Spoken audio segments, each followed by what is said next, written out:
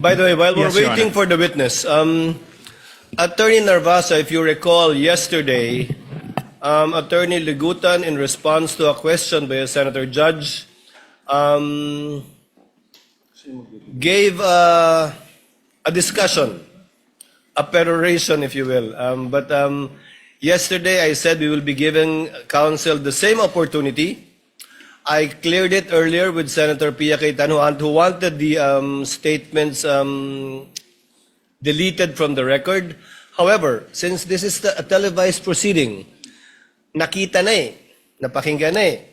So, i-erase ko man sa record, baliwala na lang. The fairest thing to do is to give you an opportunity as well.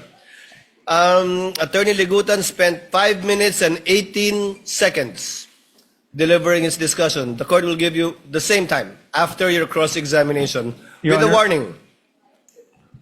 With a warning and reminder from the presiding officer that the presiding officer will not tolerate such perorations again by either party, even if it is in response to a question of a senator judge, and the presiding officer will try to remind as best we can senator judges to let the witnesses present the evidence of both parties instead of the counsels presenting both facts and law through their statements.